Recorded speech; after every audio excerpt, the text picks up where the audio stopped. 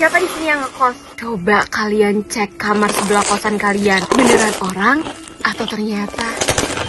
Seperti biasa, cerita horor kali ini tuh gue bacanya dari X. Tokoh di cerita ini kita sebut saja namanya Budi. Ini kejadian dialamin sama Budi di tahun 2018 saat dia masih berprofesi sebagai DJ. Waktu itu Budi ini dapat job nih di salah satu klub di daerah Kalimantan Selatan. Nah, dia dikontrak selama 2 bulan. Akhirnya dia pindah lah nih ke sana. Sebenarnya Budi ini dapat fasilitas mes, cuma dia tuh nggak ngambil mes itu karena menurut dia kurang bebas dan leluasa aja untuk keluar masuk. Setelah googling dan juga nanya beberapa temennya, dapat lah nih dia satu kos-kosan yang menurut dia ini nyaman tempatnya dan gak jauh juga dari kantornya. Budi pindah ke sana terus nggak ada yang aneh, semuanya aman-aman aja. Dia pesen makan nih karena lapar. Setelah makan dia ketiduran. Tiba-tiba Budi ini kebangun karena kaget dengar suara pecahan piring dibanting dari kamar sebelah. Gak ada pikiran aneh-aneh di situ. Pas sadar ternyata udah maghrib, ya udah dia langsung mandi dan juga makan sore. Nah, pas Budi keluar dari kamarnya, tuh dia kan ngelewatin kamar sebelah. Gak tau kenapa tiba-tiba dia berhenti aja tuh tepat di pintu kamar sebelahnya dia ini. Rasa penasaran dan keponya si Budi ini membuat dia jadi nempelin kupingnya ke pintu kamar sebelah dia ini. Kamar-kamar si Budi ini ngedenger suara tangisan cewek dan juga suara TV.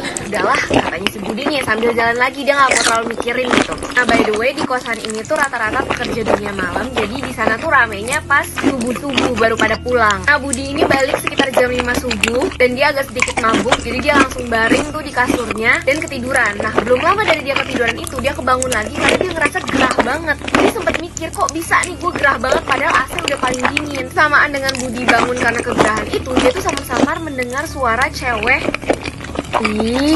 Dari tadi ngeliatnya ada lipstiknya. Udah malas ngulang lagi, udah lanjut aja ya. Si Budi ini ngedenger suara lirih cewek nangis di kamar sebelah. Nah, Budi masih berpositif thinking. Di situ dia mikir, oh mungkin nih cewek kamar sebelah nih lagi mabok, terus maboknya mabok nangis-nangis gitu kan, macem-macem ya orang mabok. Si paling tahu tuh gua. Karena si Budi udah nggak tahan nih kan kegerahan, akhirnya dia lanjut buka baju dan ya udah langsung tidur aja, nggak mikir lagi tuh. Pas tengah hari Budi ini kebangun karena perut keroncongan dan kebetulan malam itu dia tuh libur, jadi dia bisa santai aja tuh di kos-kosannya. Pesen makan, terus nggak lama abang gojeknya dateng. Pas ngasih makanan, abang gojeknya bilang gini, cantik bener bro di kamar sebelah kayak artis. Emang iya pak, saya soalnya baru sih, belum pernah ketemu orangnya, cuma pernah dengar suaranya aja, kata Budi. Beneran cantik bro, putih banget, bahkan kayak kepucet gitu saking putihnya. Tadi saya lihat sekilas aja sih dari jendela, dia lagi duduk di depan cermin. Yaudah lah pak.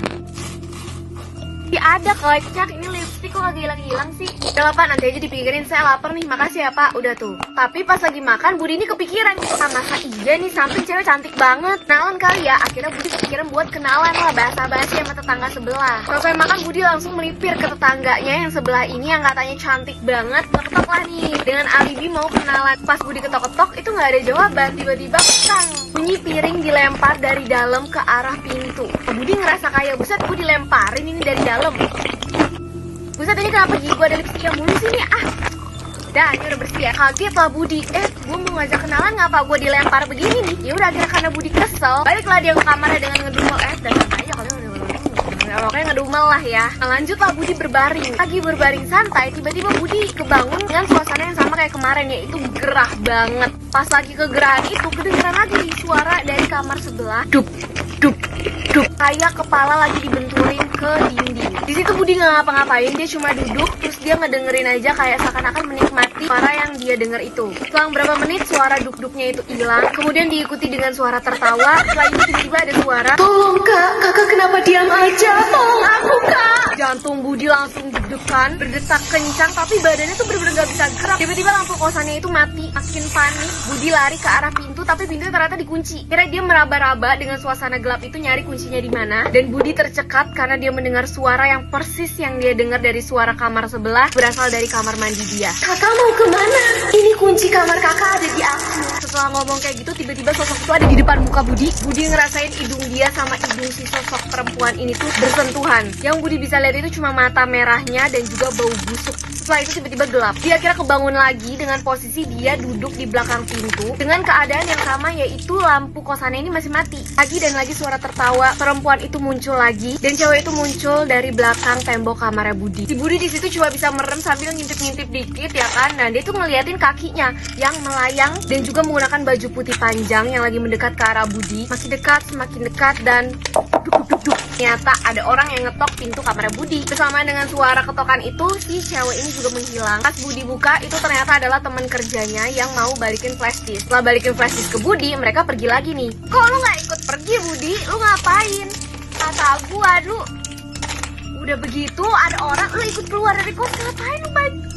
Budi. Tapi sebelum temennya ini pergi, temennya juga ngomong nih sama kayak abang-abang Gojek. Temennya bilang, bro, cewek di kamar samping cantik banget. Tapi di situ Budi cuma bisa diem, gak merespon apapun. Nah setelah teman-temannya pergi, lagi dan lagi si sosok cewek itu muncul lagi. Di situ Budi cuma bisa duduk dan dia cuma meratapi nasibnya kayak kenapa ya gue begini, apa yang gue perbuat sampai gue diganggu sebegininya. Tiba-tiba lampu di kamar Budi ini nyala dan Budi ini bisa melihat sesosok cewek yang dari tadi ngegangguin dia. Dia wanita berbaju merah dengan posisi merangkak ke arah Budi dengan muka yang ditutupi oleh rambut lusuhnya. Lampu kemudian mati lagi dan suara ketawa yang nyaring terdengar lagi. Suaranya tiba-tiba hilang. Tiba-tiba si cewek ini muncul di mukanya Budi dan menarik Budi ke arah WC. Setelah itu Budi pingsan. Akhirnya Budi kebangun dan itu tuh udah siang hari ternyata dengan luka cakar di kaki kanan dan juga Budi jadi demam. Di situ Budi bodo amat, dia lagi demam, nggak peduli, dia mau pindah saat itu juga. Nah hari itu juga dipaksa sama Budi pindah, dibantu sama Pak Amir, kayak penjaga kos-kosannya. Ditanya lah sama si Pak Amir, kenapa pindah mas? Kayak iya pak, saya pikir